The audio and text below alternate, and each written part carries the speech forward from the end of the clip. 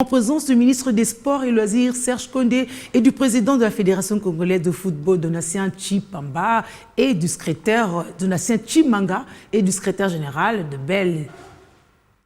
Le contrat, c'est un contrat d'une durée de 3 ans qui va me permettre de mettre en place ma feuille de route et de bâtir des idées qui vont nous faire progresser et atteindre nos futurs objectifs. Si j'ai accepté de rentrer dans ce projet-là, c'est déjà parce qu'il y avait, il y avait beaucoup de travail. Il y a beaucoup de travail pour construire, comme vous le dites, quelque chose de pérenne. En tout cas, contribuer justement à construire quelque chose de pérenne. Il faut un minimum de temps. Alors c'est vrai que sur les premiers matchs de la prochaine qualification à la CAN, ça n'a pas été joyeux. Mais il y a encore un espoir. On va s'attacher à essayer de travailler au mieux pour construire des bases pour les futures années. C'est ça le projet, et c'est pour ça va avec la durée du contrat.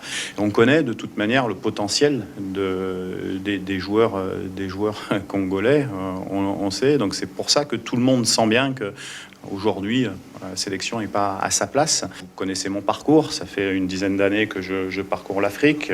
J'ai beaucoup vécu en Afrique, que ce soit sur l'Afrique de l'Ouest, l'Afrique de l'Est, au Sud, dans les pays maghrébins. Donc j'ai une sensibilité. Il y a des choses qui vont pas me surprendre.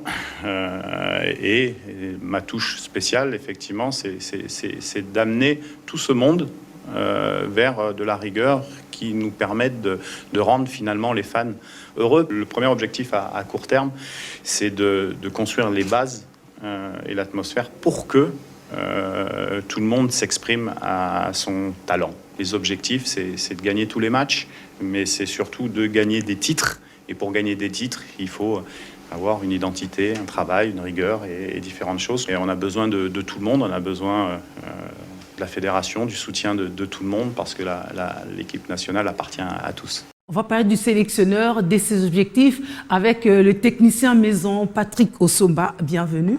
Merci Julie, bonjour à tous et à toutes. Alors, Desabre sera logé sur place jusqu'en 2025. De quoi dire que finalement, on va vivre avec les sélectionneurs sur place? Pour une fois, parce qu'avec Hector Raoul Cooper, ce n'était pas le cas.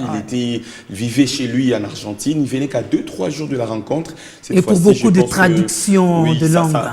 Cette leçon a quand même servi à la Fédération congolaise de football et au gouvernement congolais, parce que je rappelle que c'est les gouvernements congolais qui engagent donc les sélectionnaires. Ils ont jugé bon que les sabres puissent rester cette fois-ci ici en République du Congo. Question de surveiller de près les joueurs qui évoluent ici au championnat national de la Vodacom Ligue 1, mais également des autres championnats.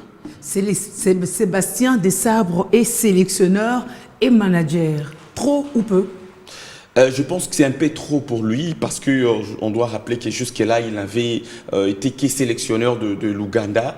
Donc je me dis, c'est la toute première fois qu'il va quand même dans sa jeune carrière coacher ou encore il a une jeune carrière du sélectionneur, bien sûr, parce que je parle tout à l'heure de l'Ouganda, qu'il a jusque-là seulement coaché. La RDC, c'est donc la deuxième nation, ou encore la deuxième équipe nationale qui va avoir à ses charges. Donc je me dis, c'est trop, on lui a donné trop de responsabilités, parce qu'on ne doit pas avoir froid aux yeux pour le dire. C'est quand même un sélectionneur moyen par rapport à la grandeur de la République démocratique du Congo, par rapport à nos ambitions. On va peut-être parler des ambitions, raison pour laquelle je comprends, la FECOFA n'a pas voulu le responsabiliser sur la qualification à la Coupe du Monde 2026. Ça va être justement ma dernière question. Il faut focus sur la CAN, justement. Peut-être que ça va aussi par rapport à son expérience. On comprend que la RDC, à ce moment-là, on va parler du mauvais casting tout simplement, parce que comme vous le savez, on a loupé de près la qualification pour la prochaine Coupe du Monde de Qatar 2022 avec Raoul Hector Cooper, après avoir joué le match de barrage contre le Maroc. Et là, on devrait avoir a priori un sélectionneur capable de nous amener à la Coupe du Monde, parce que ça va faire plus de 50 ans depuis que la RDC avait participé pour sa toute dernière fois, la première et la dernière fois à une phase finale de la Coupe du Monde. Mais on nous amène Sébastien Desabre, et puis on lui donne comme objectif, on lui assigne, si vous voulez bien, comme objectif de nous qualifier, de qualifier la RDC pour la prochaine CAN. On doit rappeler ici que les Léopards de la RDC sont très mal embarqués. Ils ont 0 point dans les groupes J où ils sont logés après 2 journées. Les groupes qui est dominé par la Mauritanie et les Gabon. C'est quand même étonnant de voir la grande RDC occuper la dernière place dans un groupe où il y a quand même les Soudan qui est 3e avec 3 points. La Mauritanie et les Gabon occupent respectivement la première et la deuxième place avec 4 points chacun.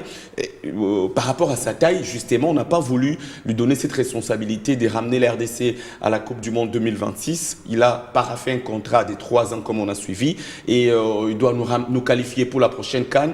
Je disais tout à l'heure que la RDC est très mal partie et puis amener les Léopards de la RDC à la finale de la CAN 2025. Je trouve que ça ne correspond pas vraiment à la grande République démocratique du Congo.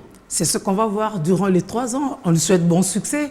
On lui souhaite bonne chance tout en espérant que les climats malsains qui régnaient toujours autour de la sélection mais également au niveau de la Fédération congolaise de football sera bonifié. Sinon, il ne va rien faire comme ses prédécesseurs parce que c'est bien beau de changer les sélectionnaires, mais si tout autour, il y a toujours des gens qui sont là pour les intérêts égoïstes, ils ne travaillent pas pour l'intérêt de la nation, je pense que c'est compliqué. Ils risquent de récolter les mêmes résultats. On reviendra sur le climat. Merci Patrick Osoma. Merci à vous, Julie Sefo.